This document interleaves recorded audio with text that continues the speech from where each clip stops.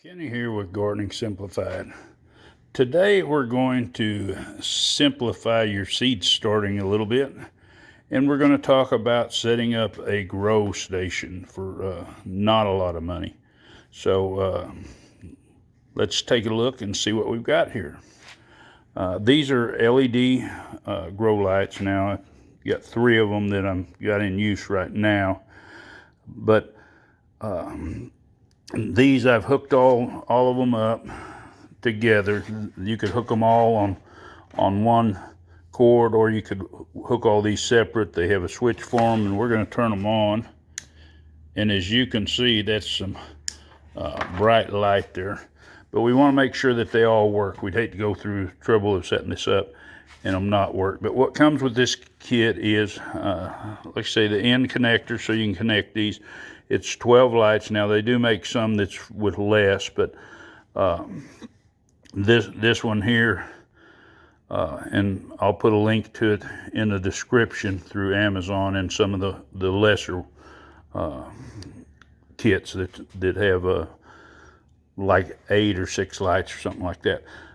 But anyway, I saw on a video that I just happened to come across. You Can't Eat Grass, I think, is the YouTubers are out of Canada, and I watch them occasionally. They're kind of a little too silly for all the time, but she was trialing some different grow lights, and using shop lights, using these, and then using the more expensive lights.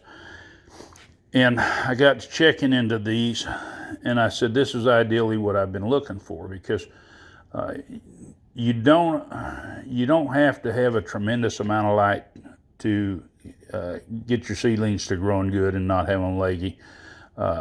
You do need a steady light supply. It needs to be bright. These are 6,500 Kelvin, so that's not too hot. And these tubes draw 20 watts, so all 12 of them together, it's 240 watts.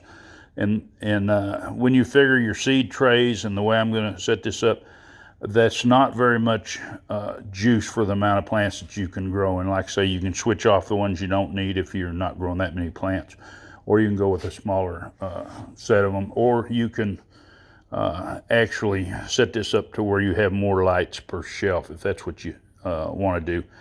But anyway, we're going to get started, and to start this, we're going to need a baker's rack shelving unit. So let me get that.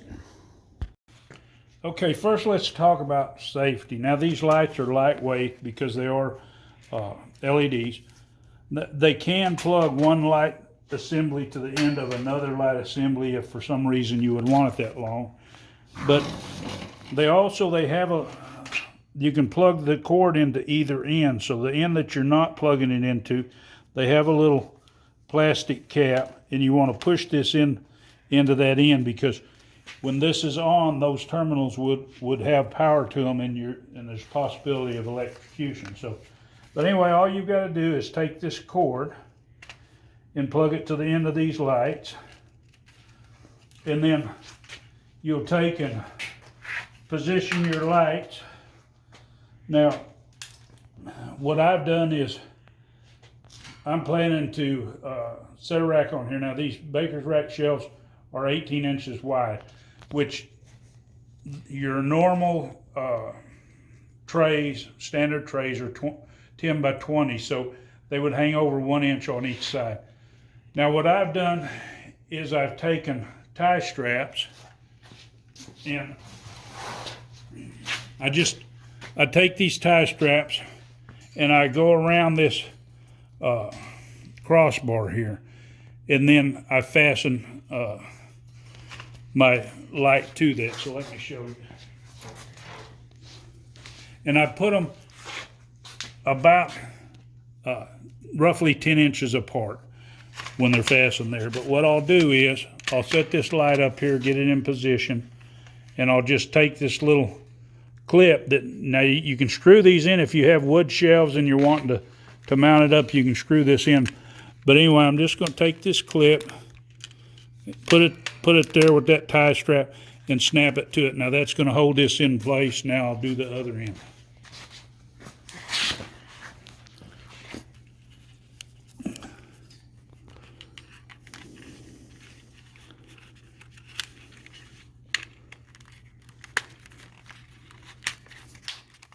And then what I'm going to do is I'll run this tie strap around. These do not have to be real tight.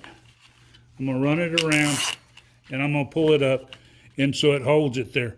Now, if you want adjustable lights, you're going to have to come up with a different system than this. This is just a quick way to set it up so you'll have a system like you need, and you can do it quickly. Now I'm going to do the same thing with the one back here. I'm just going to bring my tie strap around. I'm going to pull this slack up.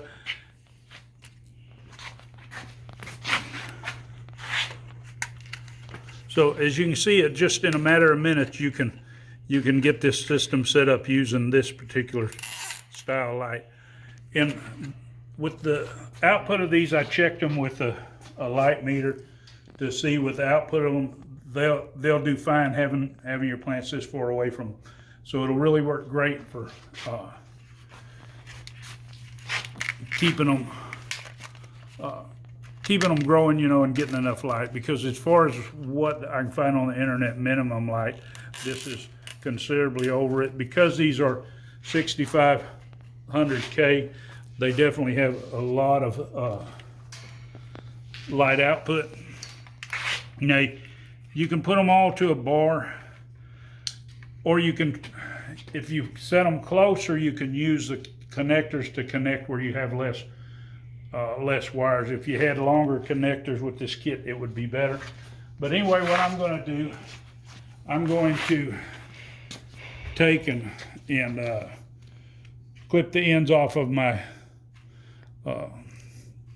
little wire ties here, and I'm going to make me something to go over the shelves. Now, some of these I use oil drain or oil drip pans like you get for cars, and they're plenty wide. They go quite a bit past this.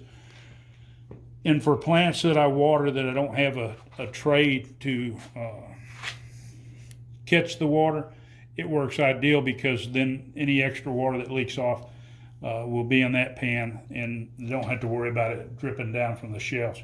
But if you're using trays that don't have holes, you know, you can just lay them across here. The only thing about it is this lip is just a little high, and it tends to make a curve. So if you bottom water, it tends to water more in the middle than evenly all across. And of course, your shelves have to be level. One thing you're going to need too is a timer. Now, this looks like a whole lot of plugs here, and it is a whole lot of plugs, but the energy draw is really low. Like I say, this draws less than 300 watt light bulbs, and this timer is capable of carrying a load of 8 amps, and 8 amps is considerably more current than what will be drawn here. But what we're going to do is we've set this timer on here, and I'll try to get a link in the description for the timer too, so we can have all this stuff figured out and make it easy for you if you want to set this up. But anyway, with this kit, now the way this is set up, 8 bulbs, and this is a 4-foot rack from Lowe's, Baker's rack. I'm thinking it's like $79. I'll try to put a link for it too. The kit I got has 12 bulbs, which I'm setting up more than this, but you can buy these bulbs in 2-foot lengths, and you can buy one of these Baker's racks in 2-foot widths. So if you're limited on space and you want to go that route, well, that would be another way to do it. Now, whenever I space these shelves, I spaced them in a way. Now, with my other lights, it's always best, they say, put them about 2-3 inches off the top of your seedlings so they won't get leggy. Now, they do tend to get a little bit leggy when they're way away. Now, this is going to put out quite a bit of light, the aluminums. So they should grow pretty good. Not to say that they won't get leggy, but if you need to get extra high, it might be just easy to shim off the shelves. Now what I'm going to do is make my shelf covers, and the reason for that is your plant needs,